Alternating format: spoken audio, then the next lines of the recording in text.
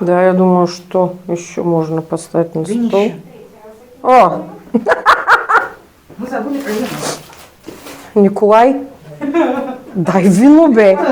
Без вино няма да стане. Всеки ли има две вина, сирене и хляб? Добро пожаловать на первую вкусную вечеринку сезона 2026 года. Спасибо вам огромное за доверие, спасибо вам за отделенное внимание, спасибо за то, что пришли посмотреть, попробовать, понюхать, разделить с нами вот эту трапезу. Это не дегустация, как в ресторане. Хвала всем богам, мы все делаем неправильно. Я переехала в Болгарию 13 лет назад, почти 13 лет назад. И меня поразило, насколько здесь еда не похожа на то, к чему я привыкла. Насколько она другая. В первый год жизни в Болгарии я набрала 10 кило. Потом от них избавлялась. Вот, избавилась, но не избавилась от желания исследовать эту страну с точки зрения вкуса. И мне казалось, что довольно большая часть людей, которые здесь готовят еду из земли, очень консервативная. Вот, потом я поняла, что это только первая завеса. То есть это то, с чем сталкивается мигрант, когда сюда переезжает, что вот здесь любят вот так. Для того, чтобы увидеть, а как еще здесь любят, а как еще это возможно, надо пройти вот за эту первую завесу. А когда мы договаривались с Еленой о дегустации, она говорила сирены. Я всем рассказываю, что сирены – это не вид, это род. Это сыры первого единственного плавления. А все, что будет больше плавления, это кашкавалы. Они отличаются не тем, что сирены белые, а кашкавалы желтые, а тем, что одно – это сыр одного плавления, второе – другого. Но до конца нашей беседы и еще 2 недели спустя, пока я не получила примерные фотографии того, что мы будем дегустировать, я была уверена, что речь идет о бренде. Вот, посмотрите на то, что лежит перед вами. Это сыры, болгарские сыры единственного плавления. Вот. А у меня нет слов, как всегда. У меня просто нет слов. И люди, которые здесь делают что-то не так, как принято, не только так, как принято, люди, которые добавляют что-то новое, люди, которые двигают кулинарный, не только кулинарный мир, бесконечно глубокий вам поклон. Вот будьте здоровы и живы всегда. С Еленой мы познакомились через Гергану Кабаиванову, которая ведет Академию Пиндара БГ. А Пиндары – это мои духовные сестры. Это люди, которые делают медленные путешествия на болгарском языке. Они это так не называют, но они занимаются тем же, чем занимаюсь я.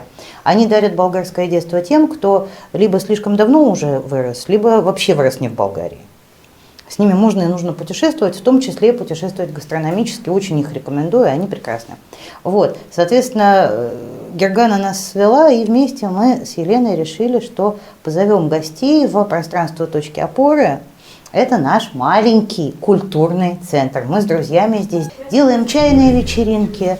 Здесь идет философский клуб, здесь бывает книжный клуб, здесь 2 раза в неделю собирается «Привет, раздевайтесь» рисовальная студия. И вот сегодня у нас здесь пространство дегустации фермерских сыров и вин. Сегодняшнее мероприятие записывается, потом посмотрим запись. И, хотя, конечно, записывать еду – это какое-то очень странное занятие. Вот. Но если вы еще не сфотографировали то, что перед вами, сфотографируйте, потому что потом может быть очень интересно все это дело пересматривать, сравнивая впечатления. Вот. А что еще я не сказала? Сегодняшний вечер я говорю по-русски, Елена говорит по-болгарски. Вот, поэтому у нас сегодня двойное путешествие и в мир болгарской еды, и в мир болгарского языка. Вот. Так что, Елена, расскажи нам, пожалуйста, о том, что ты принесла. Аз първо ще кажа, че много се вълнувам. Аз много се вълнувам. Това е абсолютно нормално. Аз за първи път представям сирената си пред рускоговоряща публика. Аз не знам кой откъде е. За мен е важно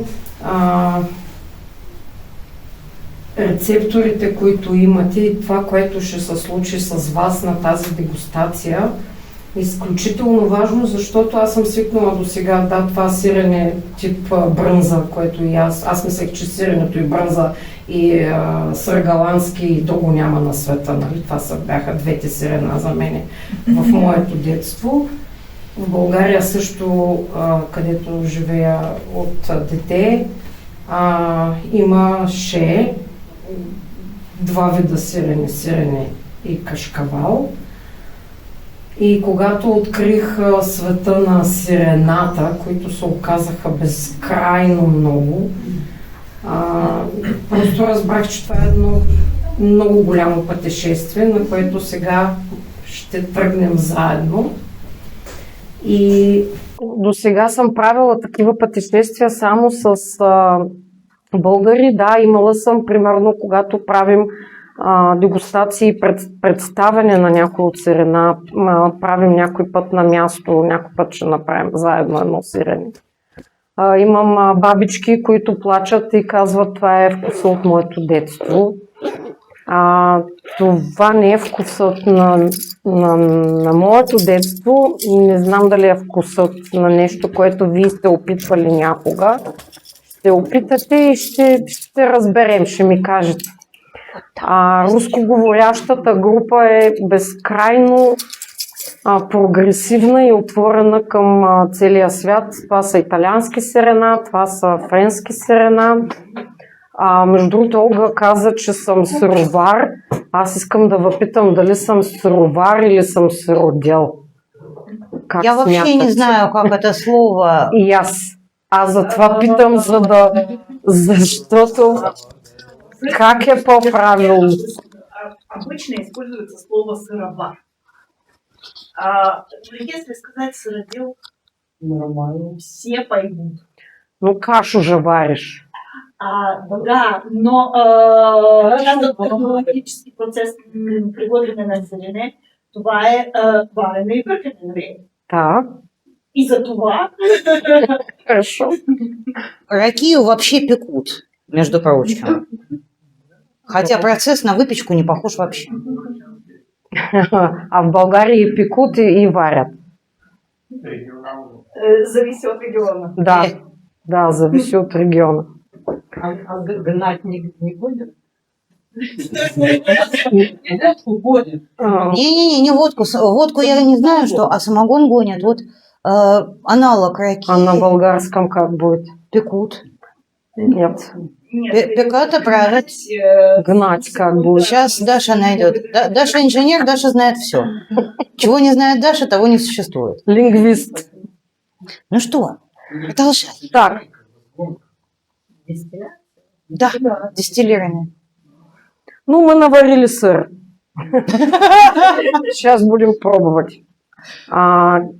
Кой е бил на дегустация? Кой някога е бил на някаква дегустация? Един, двама, трима, четири. Така, били ли сте на дегустация на сирена? Супер, на вина. Също.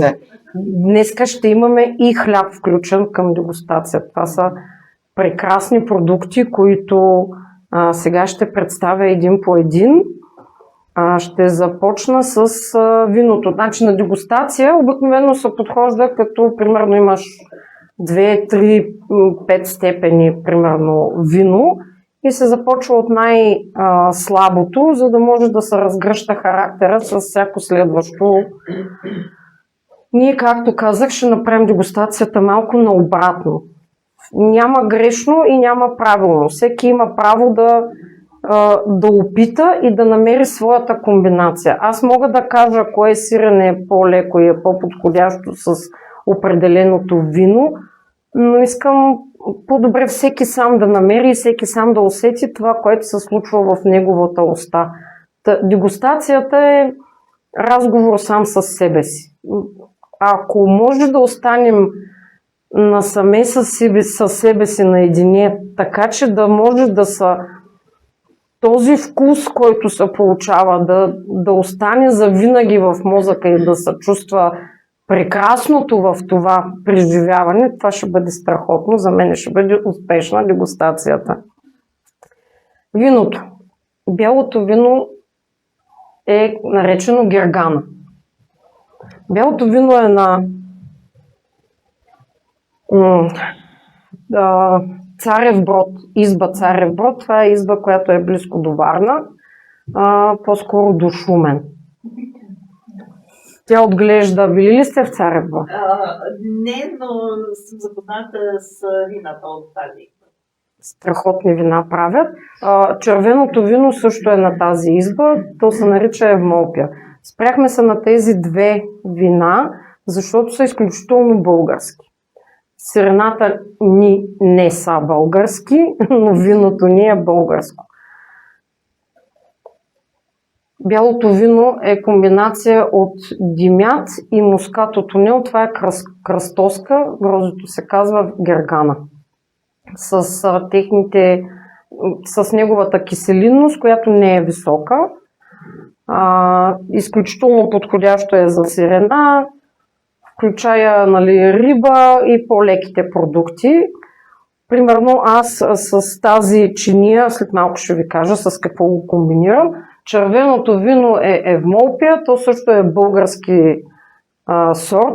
И двете вина са разработка на Пловдивския институт. Евмолпията е кръстоска на Маврут с Мерло. Майстора дома. Най-българското вино е Мерло. Маврут, извинявам се.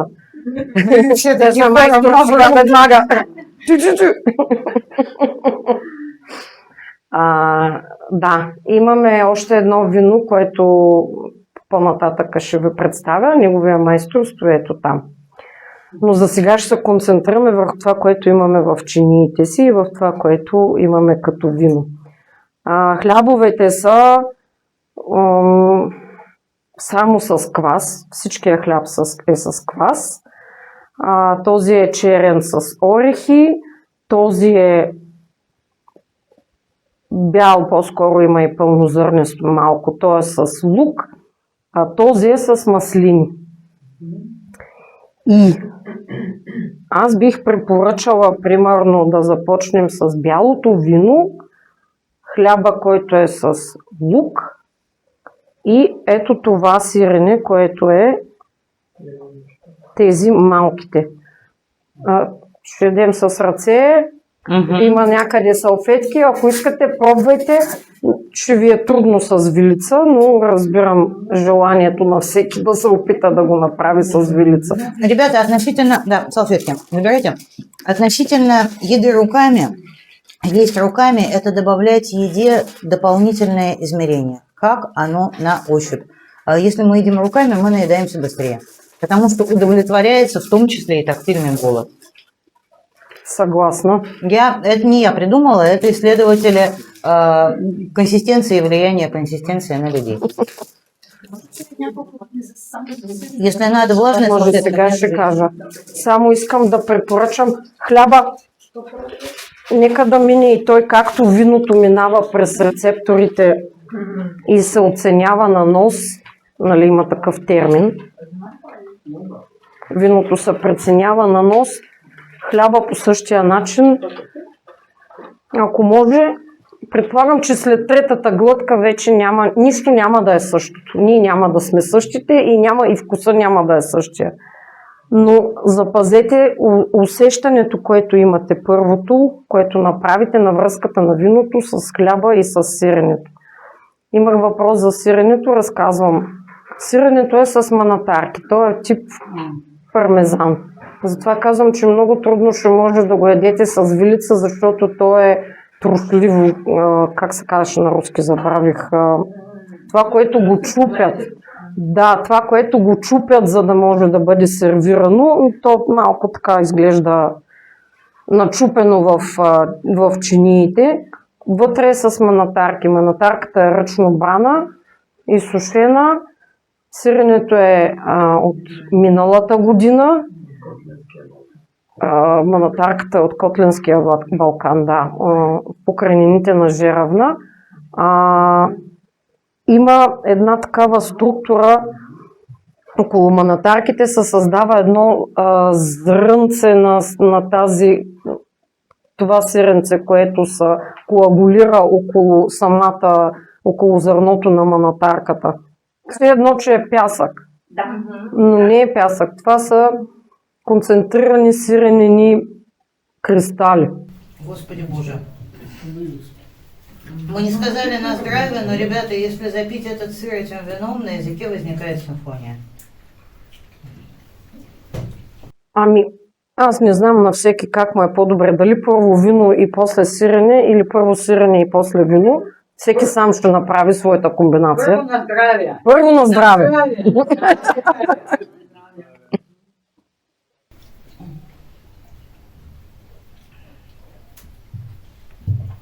Бесконечно прекрасное вино. И обратите внимание, как меняется вкус вина, если его просто на сухой чистый язык. И после жирного сыра. Просто вот... После сыра вкуснее намного. Дело даже не в том, вкуснее, не вкуснее. Предлагаю рассуждать в категориях оттенков. Сколько раскрывается оттенков вкуса. Как проступают фруктовые, как пропадают киселины. Вот. Как еще что-то появляется в объемном вкусе вина, которое до сыра казалось не таким объемным. Да, преди сиренето виното малко сладни. Но заедно с комбинацията с това сирене, понеже то е солено, и почваме да търсим баланс. Както навсякъде в живота. Баланса се търси на това, което се получава като комбинация.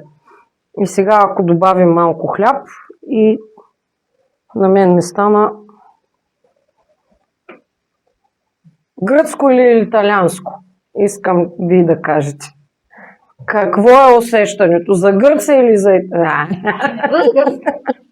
Хляба е правен от моя много добра приятелка, която също покрай Гаргана Каба Иванова познавам. Тя живее в Кюстендил. Това е на другия край на България. Просто работи с такива продукти и ни често правим заедно дегустации. Заедно, в смисъл моето сирене с нейния хляб, не че сме заедно. Но момичето е много добро. Просто е и такива, тя също прави съчетанията, които направо взривяват мозъка. Така. Ржаной хлеб с орехами – это прям... Класика. Да, ръжения с орехи. Я вот такой классики който е не с- знаю. Теперь знаешь? В Българии узнала. Малко казвам за защитено наименование на произход, което е тема, която хубаво е да вметна. Нямаме право да наричаме сирената с тези имена, с които ние примерно сме решили, ако това сме го правили по технологията на пармезан, ние го наричаме тип пармезан. Ако сме го правили по технологията за пекорино, ние му казваме тип пекорино. Нямаме право да го наричаме пекорино. В едно сирене, както и в един хляб, има много хубава случка. Имам на един курс хлебарски за хлебари. Питат мастер шефа там, който е готвача, ще ми дадеш ли рецептата си за хляб? Той казва, да, няма проблем. Какво има в един хляб? Има вода, има сол, има и брашно. Това е. Нямам какво. Какво има в едно сирене? Има мляко, има закваска, има и мая. Има и сол, да. Има ужасно инженера веднага. Да. Нашия технолог там веднага и той. Когато започнах да се занимавам с сирена, защото първо се занимавахме с вино така известно време, за мен сирената бяха две, както казах, и аз не успявах да ги комбинирам достатъчно, просто защото не разбирах толкова много. И когато започнах да се занимавам с сирена, имахме един приятел, който каза, това е магия. Ти дигаш температурата с 1 градус и получаваш коренно различен продукт. По същия начин е това. Това всичкото е технология. Иначе Дали има манатарки, дали има маслини, дали има каквото и да има, това са добавки. Всичко останалото е технология и начин на правене на един продукт. Това е правено по начина, по който се прави пармезан. Оттам нататък зависи колко зрял е този пармезан и колко време. И това и следващото сирене, което ще опитаме, е от, както казах, от миналата година. Това е на повече от 10, смело мога да кажа, че по-скоро е на 12 месеца това сирене. Защо? Сирената са овчи. В България много хората забравиха да вкусват и да опитват и да не се страхуват и все по-малко и по-малко се свива усещането за това какво може да се опита. Много е трудно и в България се смята, че овчето мляко мирише. Обаче, то мирише, но мирише на нещо, което дори е търсено, както козето мляко, както тази миризма и това усещане, което се става. Козето и овчето мляко категорично миришат, ако животните се отглеждат неправилно, са от неподходяща порода и човека, който се занимава с млякото, е недобър стопанин, така да кажа. Нашла все-таки вежливо, как сказали, да, долго искала. Иначе овчето мляко, да, особено с колкото по-зрял става, толкова по-става ароматен и толкова повече в непцето участват повече рецептори и повече по-вкусно е. На мен ми е по-вкусно. Има яйца, казвам, те не са за да богатата маса, те са като дигестив, те са като нещо, което може да помогне на непцето да прекрати това, което се е случило до момента. Имаме и домат. Той пък обратното. Той може да подсили. Ако вече това, което в устата се е случило, но лека по лека умира, нали, можем да го събудим с глътка вино или с един домат. Ще видите как една дегустация може да се направи само с едно парче сирене и едно парче сирене с домат. В смисъл, че по съвсем различен начин почва да съдържи този продукт. Препоръчвам ви да опитате каквото и да било от тази чиния. Независимо аз какво препоръчвам, това са всичките тия сирена. Това е вашия избор, който ви ще направите. На вас пък може да не ви харесва с бяло вино, на вас това може да ви подхожда повече с червеното вино и да решите, че аз така бих направил, аз бих ги комбинирал така нещата. По същия начин и с орехите, които са в чинията. Те са за да може да направите контрасти и за да може да изпитвате, да усещате нещата по различен начин. Това мандраджийските котки са голяма работа. Където има мандра, има и котки. Это наши прекрасные соседи, они видят, что мы собрались, и они обязательно орут и стучат в окна, пожалуйста, не обращайте внимания. Соседи кормили. Вот этот вот прием с кусочком помидора внезапно действительно открывает вкус, и хлеб с сыром становится, блин, как в идеальном детстве. У меня не было идеального детства с пармезаном и сладким помидором. Да, Я думаю, что ни у кого из нас не было идеального детства с пармезаном. Были помидоры. Именно, что были помидоры, и ужасно интересно, я когда проходила курс молодого дегустатора, мне говорили, что помидор убивает вкус, потому что у него кислота, и вот помидор с вином сочетать не надо. И вдруг внезапно оказывается, что можно, если понимать как. Вот это вот то, о чем хочется работать, все можно, если знать как. А если не знаешь, иди и пробуй. Да. Не трябва да се страхуваме да опитваме. Във виното също има много киселиност. То има, особено бялото вино, това, което казват свежо вино, свежото вино обикновено има по-висока киселиност. Герганата има по-малка киселиност, тя е малко по-сладко. Вы видели, что эти люди сделали с орехами, ребята? Да. Вообще. Да, обратила внимание. Я греческих орехов такой консистенции даже с дерева никогда не срывала. Почему? Они как раз там похожие бывают. Потому что Да. там, где я жила, не было греческих орехов. Если не жарить, Что так ж? оно такое и будет. Офигеть. Он реально как Но молочный. они его замочили. Замочили, да? Да. Ну, вообще-то... И ободрали шкурочку. Ну шкурочка, да. Мгм. Ну, как если Сразу сразу... терпение если- обдирать шкурочку с треском. С дерева? Оно легко Это уходит Чисточку. после замачивания. Я говорю терпение. Про этот овечий с белыми грибами ты рассказала. А что еще на досточке? Еще на досточке следващото сирене е тип пекорино. Това, което е, да, Боже. отново сирене, което е на 1 година време. Само, че е коренно различно от тази зърнистата структура, която има пармезана. Вообще. Кошмар. Спасибо, что обратили внимание на это. Ребята, в свое время, когда я проходила курс молодого дегустатора, моя учительница сомелье сказала, что главное правило дегустации – это делиться только положительными Да там же впечатлениями. перец. Только положительными впечатлениями. Так му исках да кажа за пипера. Сейчас, подожди. Ну, вот, Потому что, во-первых, наши отрицательные впечатления нашим сотрапезникам неинтересны. А во-вторых, они могут у сотрапезников уронить настроение, а это не наша цель. Вот. Поэтому прям вот призываю этому правилу следовать. Хотя, конечно, ну, надо перец предупреждать. в Пекарина Романа меня немножко удивил. Но это не Пекарина Романа, это смелые эксперименты. Кому надо воды, могу принести. Да.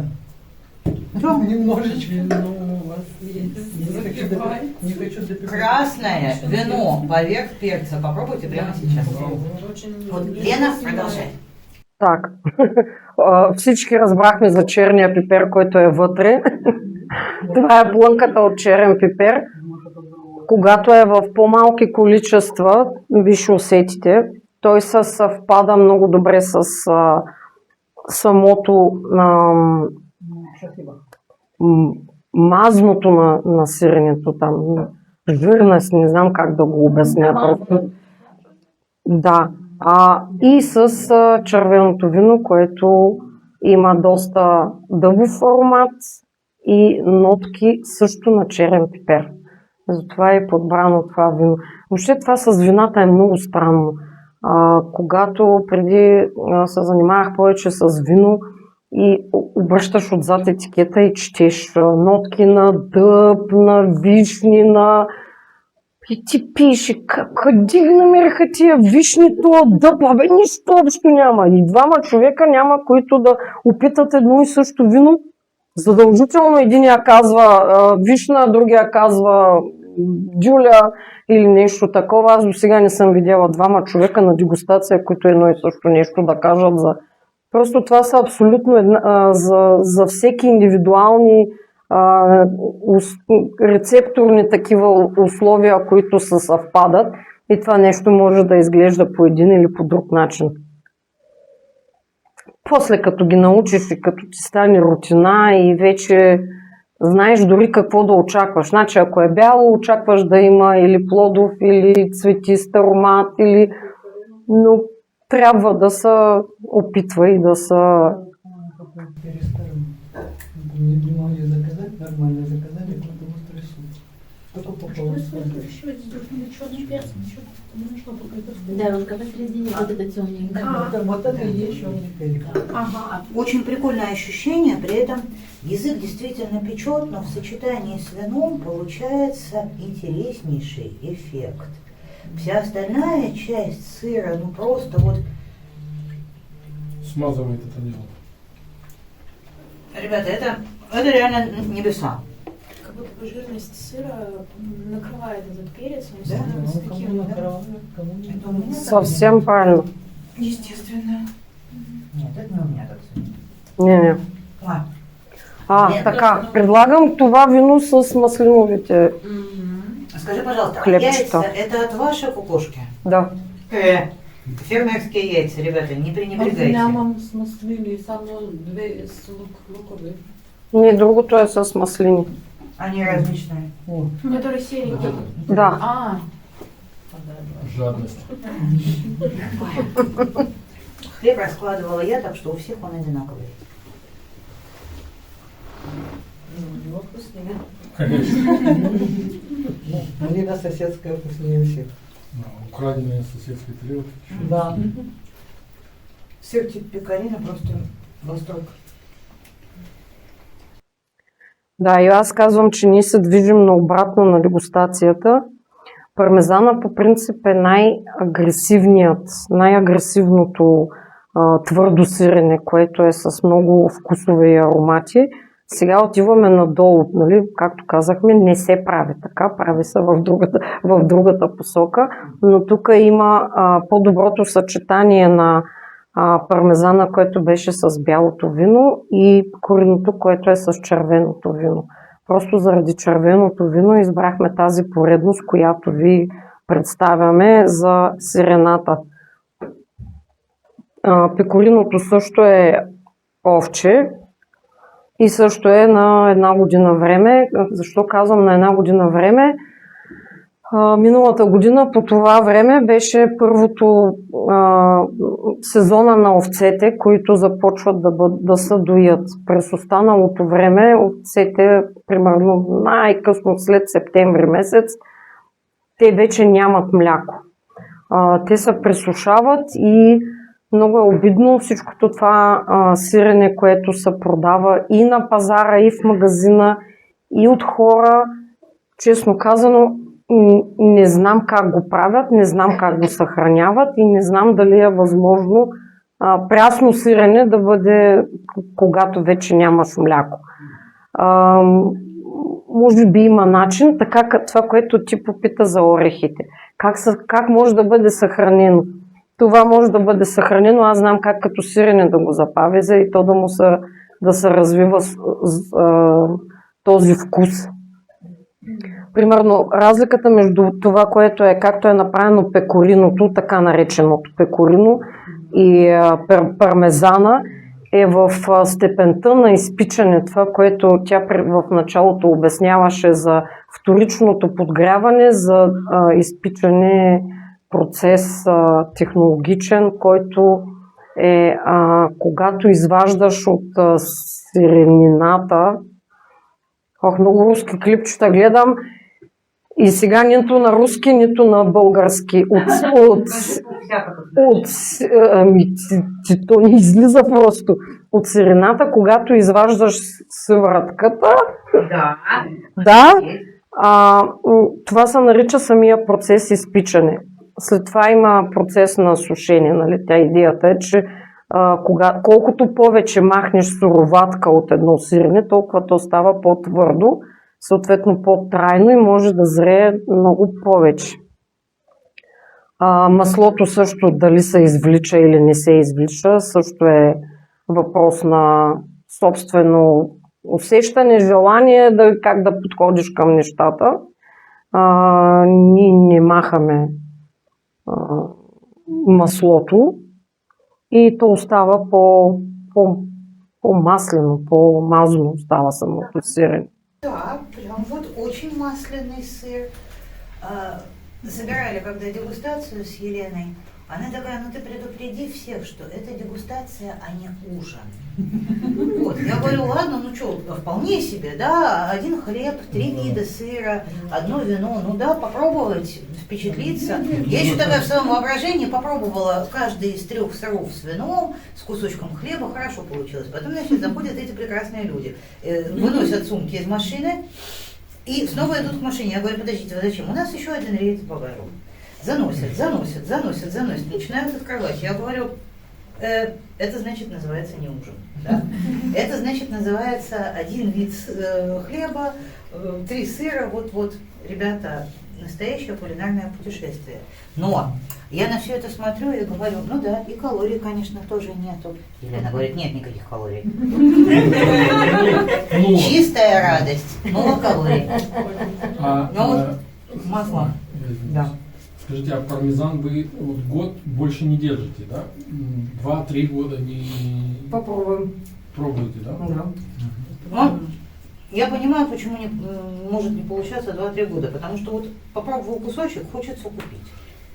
Вот. А это сельская ферма, сельская, то есть у них нет огромных количеств 50 тысяч килограмм.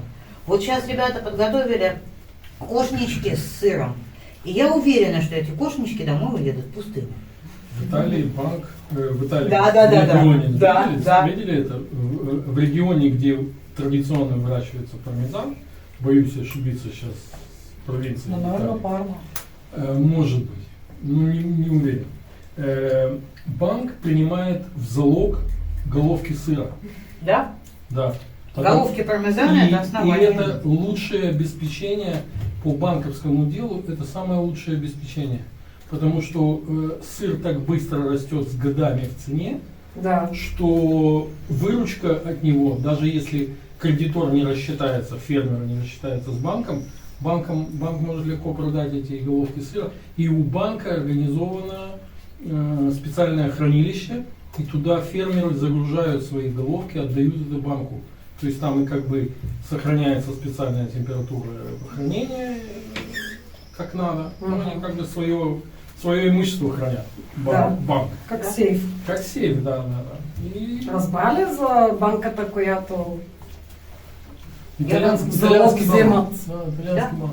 И благосостояние семьи рассчитывается по количеству вот этих вот самых головок зрелого пармезана, которые с каждым годом только вкуснее Да, и вкуснее и вкуснее. годовой, двухгодичный, трехгодичный. Да. То есть они могут взять больше кредита, если они оставили трехгодичную головку сыра, там она уже не лежала. Они могут увеличить свой кредит, потому что стоимость залога растет. Добре. Предложите ДСК. Боже, этот сыр с пеканом, это просто Вот. невозможно. Вот. Я только что сама попробовала, и рот открыла, сказать, ребята, попробуйте. А я Вот этот вот сыр с пеканом. А орех пекан ваш же тоже? Нет.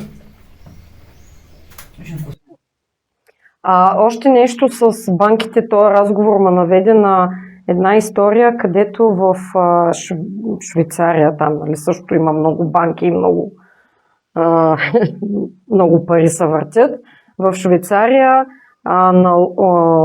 данъкът се е плащал върху глава сирене. И понеже една глава един данък, една глава един данък.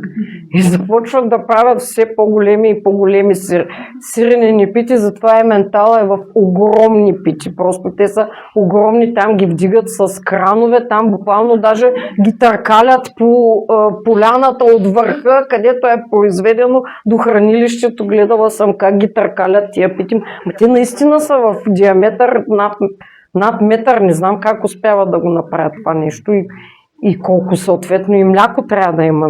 Това е много голям съотношението килограм сирене към литри мляко. Которую я прочитала, родопское молоко родопских коров, такое же клевое, как молоко альпийских коров. Но про альпийских коров знают все, потому что альпийские коровы дают молоко на экспорт, молочные продукты на экспорт. Родопское молоко и продукты из родопского молока съедаются в Болгарии. 95% родопских продуктов съедаются здесь, поэтому на экспорт не уходит ничего. 5% это то, что мы увозим на сувениры. Добре, това е много хубава тема, която ще ми помогне да представя следващото сирене. Но следващото сирене още имате много по чиниите и след малко ще говоря за него. Него ще го поднесем с нашето специално малиново вино, за което ще разкажа след малко. С това сирене, което е от тези крави, за които сега ще говоря, и с малко парче козунак.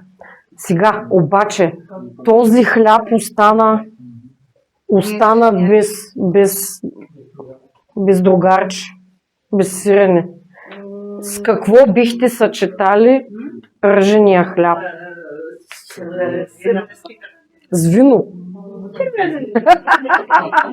Но Хорошо. много друго. Някой друг? Как обаче този козунак да го доставим до тук? За кравата, която каза, родопската крава, има една такава крава, която е дошла от остров Джърси. Тук английската крава и тя също е много популярна. В България има такива крави, има хора, които отглеждат такива крави и има хора, на които ние сме попадали и те лъжат, че имат такива крави. Това краве мляко е изключително различно като цвят, като консистенция. То по-скоро дори прилича на биволското мляко като масленост. Биволското мляко е с на 6% масленост на Джърси, на тази крава. В България и казва жърсейка или малка кравичка. В Родопите също казват малка кравичка на техните крави. Те наистина са малки крави. Те дават и много по-малко мляко. Имахме такива приятели, до които пътувахме за да вземаме от тяхното мляко. Те са чак до каварна. Въобще аз много държа на доставчика ми на мляко, защото ми е основният продукт. Както казах преди малко, в едно сирене има мая закваска и всъщност има мляко. Има мляко, има това отношение, което има стопанина към животното си. Това включва както хигиената на обора, така и обичта, която дават. Дали ще му говори докато го дои, дали ще го разхожда през деня.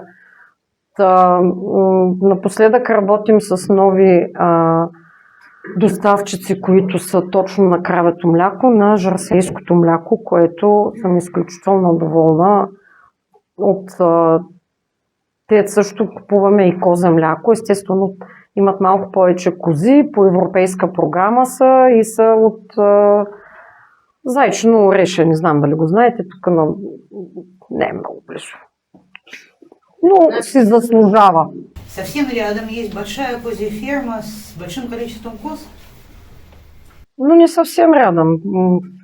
60-70 км, колко. Когато е в сиренето, млякото вече е ферментирало. Тоест ферментирало в смисъла, че млечните бактерии са изяли казеина и всичкото това нещо се е превърнало в това сирене, което не е като прясното мляко, което не се препоръчва на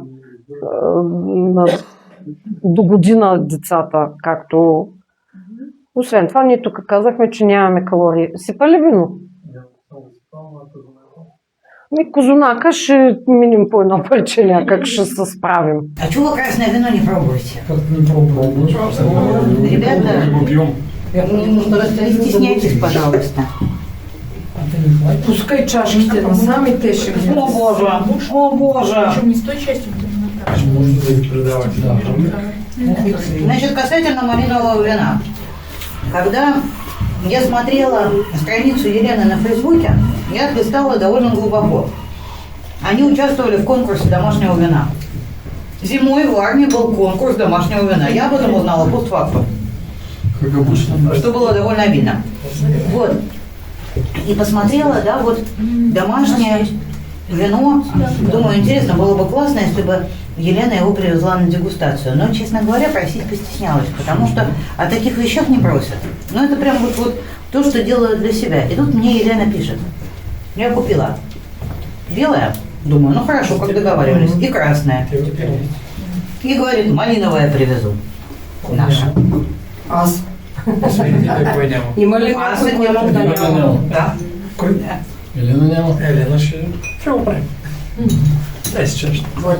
Я, честно говоря, мечтала попробовать это вино. Вот прямо мечтала, потому что я очень люблю интересные эксперименты с винами, где не только виноград. То есть, да. То есть это не туристический аттракцион, все, малиновые. Вот туда все вопросы. И вот туда все вопросы. Люди привезли то, что делали прежде всего для себя. Очень часто там на туристических лавках выставляют там, малиновое, такое, сякое. Всякое бывает. Но это не туристический аттракцион, да? Это распространено прямо? Попробуйте, потом Я попробую обязательно, конечно. Просто вино... Вопрос. Bulgarия вина от различни плодове, от ягоди, от малини, от не знам, смокини. От кога започнали да правят? Това традиционно ли е за България? Изобщо? Не. Въобще. Това е неотдавна. Въобще не. Въобще не. Да. Не се приема. Въобще не се приема. Не приема. Въобще. Да. Въобще. Ракията е само от гроздето, виното е само от гроздето. А за Каква ракия направена от малини? О, Боже! Ракия от малини. Юля, Красиво. Ще разкажа сега. Малиново вино започнахме ние, за нас говоря, и в България вече имаше на няколко места, нали, такова малиново вино, откъдето можеше да се купи. И много дълго спорихме, може ли да се направи, не може ли да се направи, може ли да се направи само от малини, как би изглеждало това и на какво, дали е възможно. Защото по Брикс малината има много малко захари. Малината има едно вино, за да почне да се ферментира, то е обикновено за бялото е над 20. Най-сладкият плод е по-кисел от най-киселото грозде. Така толкова сложно го каза, че Кой разбра? гроздето е 20 18 градуса, 18-20, а малината е 12 в 6, примерно, между 6 и до 10. Аз правих малиново сладко, което, понеже не обичам костилките, семките от малините и го с една машинка махам семките и правя само От малини. Махаш семките. Да. Аз съм голямо ги везе. Точно така. Точно. И желето е и такъв цвят добавя. Той взима моите отпадъци, т.е. Костилките. костилките и направи първото малиново вино, което направихме. Това беше преди 10 години, повече. Така. А какво още беше там, освен костилките и люспите? Това. Само това? Да, това беше първото вино. Няма нищо. Първото вино, което... Да. Захар задължително, вода задължително, за да може да излезе нещо, защото той иначе е една... Не. Не. Да. Руснаците правят много настойки, правят ликьори, правят такива, които са на тази база. Това е на базата на както се прави вино, т.е. с неговата си бурна ферментация, тиха ферментация, отлежаване, успокояване на виното и така нататък. Питам за Майя. За малинова. Майя. За малиново вино. В Грозде имаме диво Майя. Дрож. В малиново вино... Селектиране. Разбрах, добре. Понеже искам да остане достатъчна захарност и висок алкохол, сравнително висок алкохол. Да. Да. Виното е сладко и високо алкохолно. Внимавайте. Аз казвам съвсем сериозно. Вече е късно. Защо? Градусите колко вече са? Това, когато го давам на приятели, които имат деца, задължително ги предупреждавам да не го държат в хладилника, защото всяко дете би преценило, че това е много хубав сок. Всяко дете много харесва. Да, и после не. Но сейчас и що направите са? Аз съм това дете. Много ми хареса. И ноги какие жирни. Така, да, защото е високо алкохолно. Когато прави такива тези крачета, които са така като направиш това, което се стича надолу и което остава дълго време, това са нарича крачета, не знам как е на руски и как. Ноги.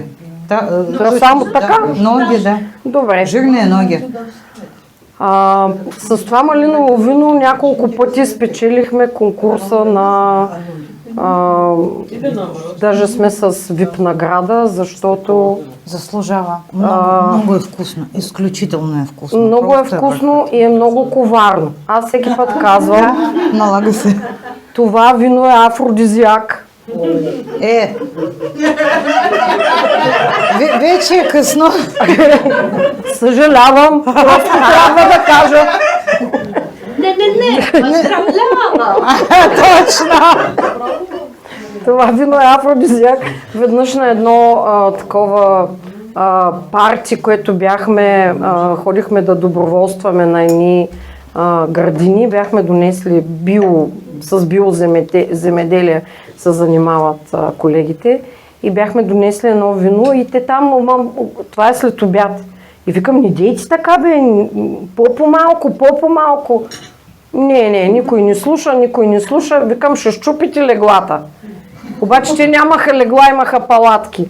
И викаме сега тая палатка така, като тръгне да се търкаля надолу. Просто и да. Не знам дали имаме бебета родени след това парти, обаче винаги предупреждавам.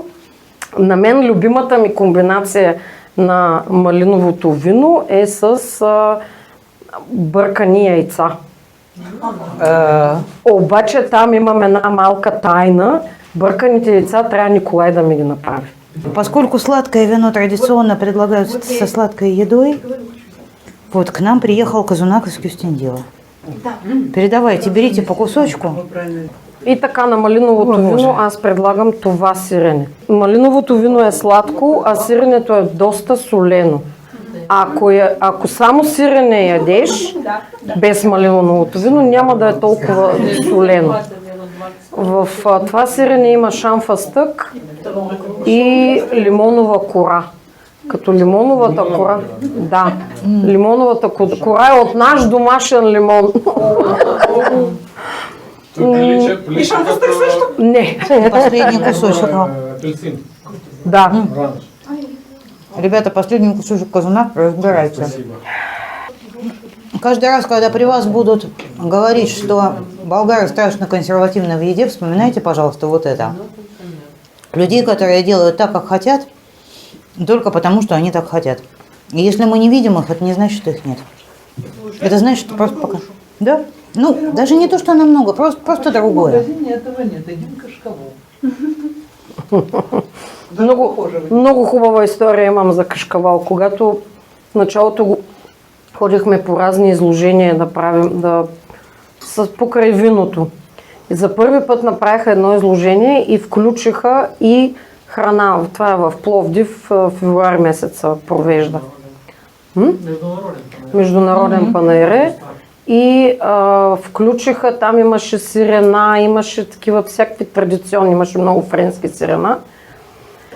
И вървим по щандовете, вече сме приключили с виното, обаче аз съм гладна. И влизаме на едно място, където за първи път има сирена, има бисквити, аз виждам бисквитите, умирам от глад. И се втурвам покрай бисквитите, а покрай мене минава така с една табла един италянец с такъв шал. И върви. И аз само с периферното зрение просто, аз отивам към бисквитите, обаче виждам тук това. И казвам на Николай, кашкавал. А той само така наметна шала и казва, но кашкавал. Викам, боже, защо го убитих така този човек? Просто наистина, басейна му нанесах смъртна обида. Викам, защо този човек така се обиди? Забравих за това, отидах, купих си бисквитите и когато започнах да правя сирена, всъщност разбрах, че има италианско сирене, което се казва качакавало и което всъщност е еквивалента на нашия кашкавал, така както ние му казваме. И всъщност това сирене, което той носеше, не знам какво беше, но не беше качакавало и той много ми се обиди. Тая история още така ми е пред очите. Качакавало се прави доста трудно. В България имаме няколко разработки. Между другото, той като един технолог, инженер и така нататък, той е абсолютен книжен плъх, както му казвам. И това са всичките, нали, книги, учебници. Имаме от 1913 година и всякакви такива. Това не е само за рецептурник, това е за точно за технологията, която е описана, а тя не навсякъде е описана, но се е учила в определен момент в определени училища. Той е наясно и също много държи, примерно, на това да не се казваме пармезан, да не се казва и така нататък. В България ги е имало така, както аз си мислех, че имаме само брънза и само сирене и кашкавал.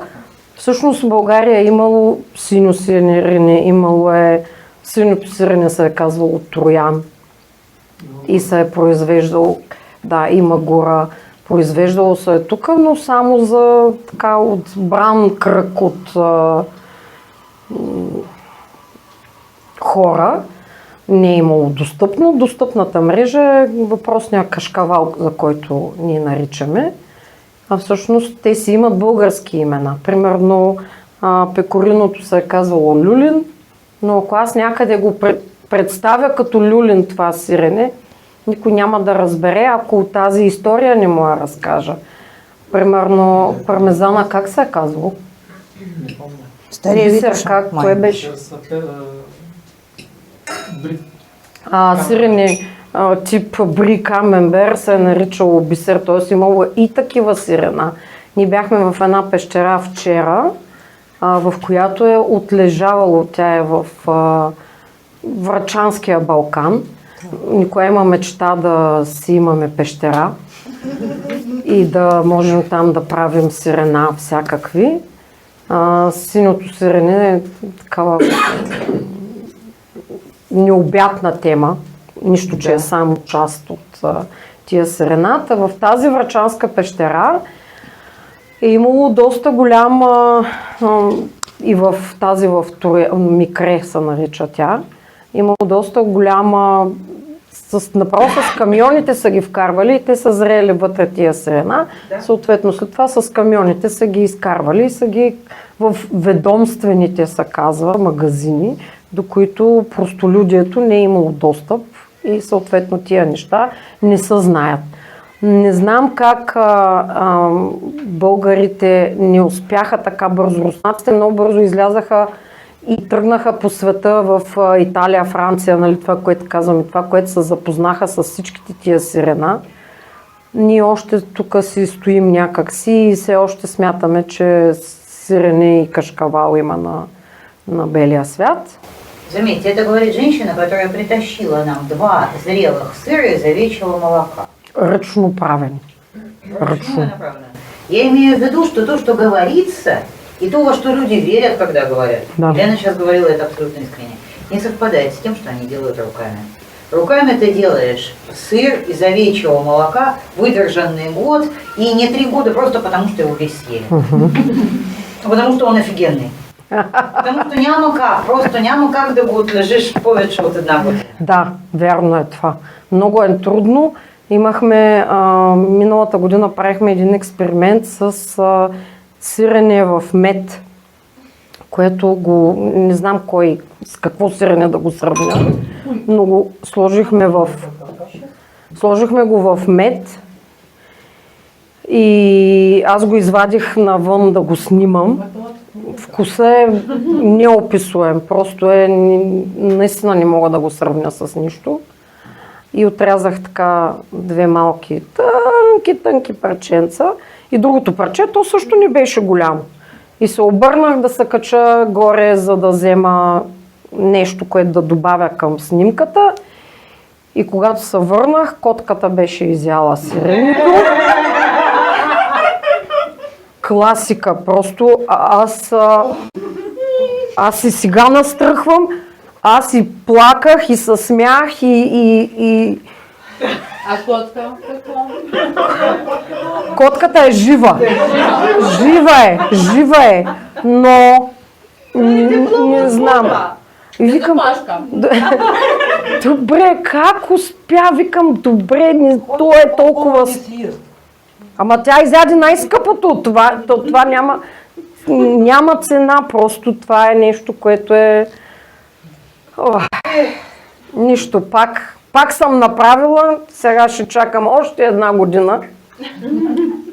Имаше двете парченца останаха. Тя взема голямото парче и избяга с него. Значи следващия път първо храниш котка, след това снимаш свинка. Не, аз ги затварям или обикновено сме двама, защото този път бях сама и никога повече няма да направя такава.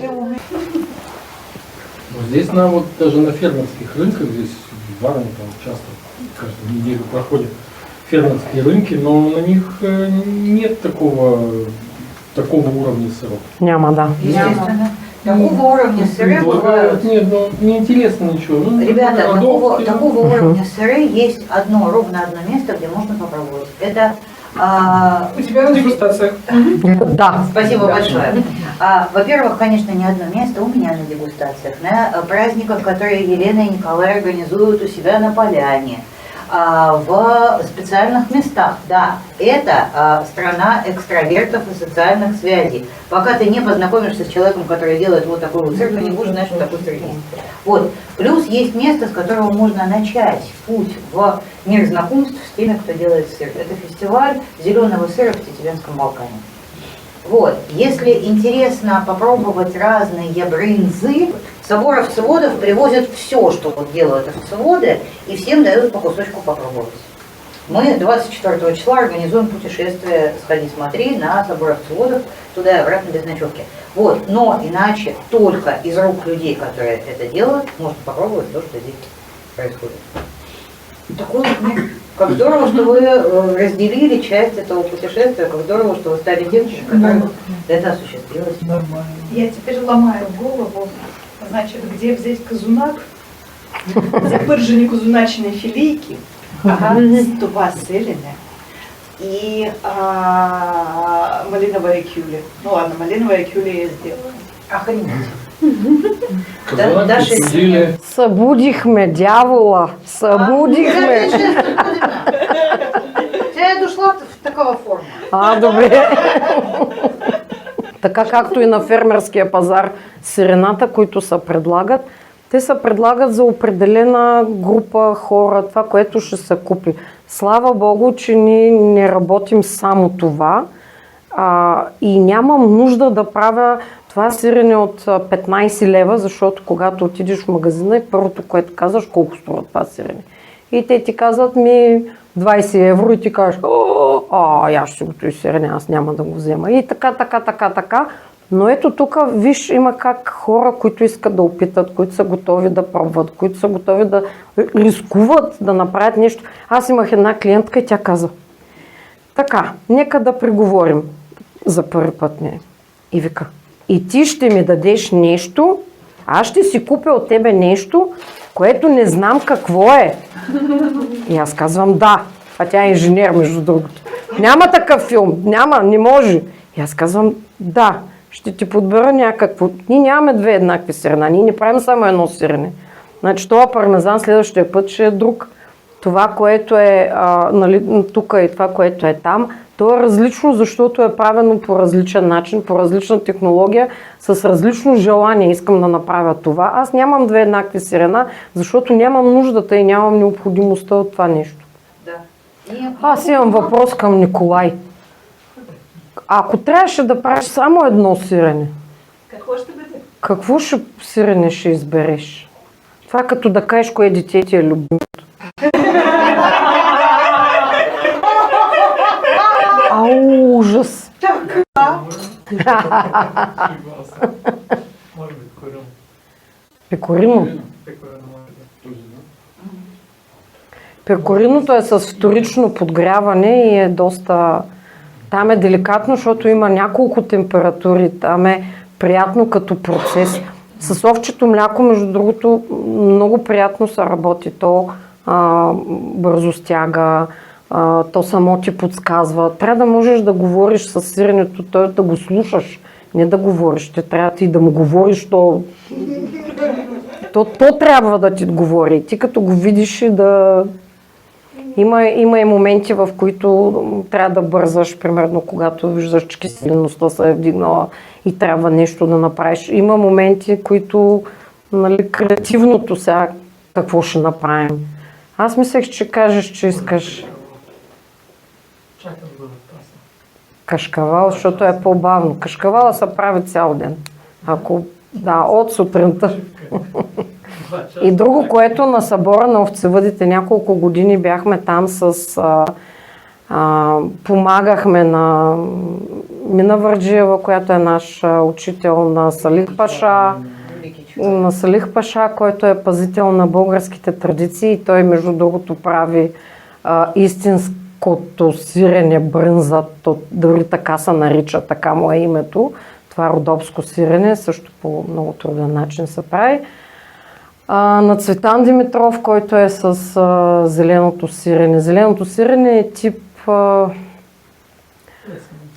плесенност. Да, само че отвън плесента, а вътре вече е тайна. Никой не си казва рецептите. Ако дойдете с... Кой ден ще ходите, между другото?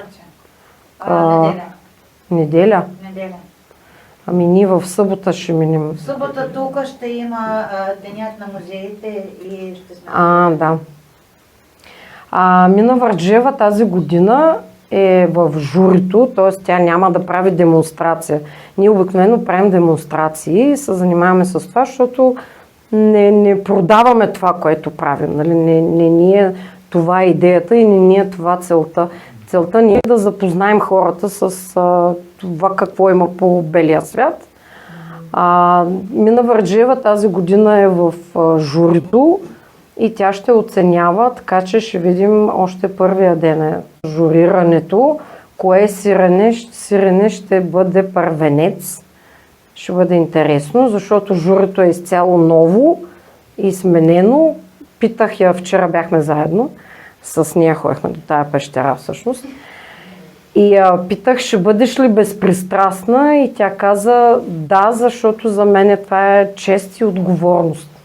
След 35 години правене, мен така ме оценяват, че аз вече съм от страната на тези, които дават своята оценка. Това наистина е голяма отговорност, за да можеш да бъдеш в журито и да избираш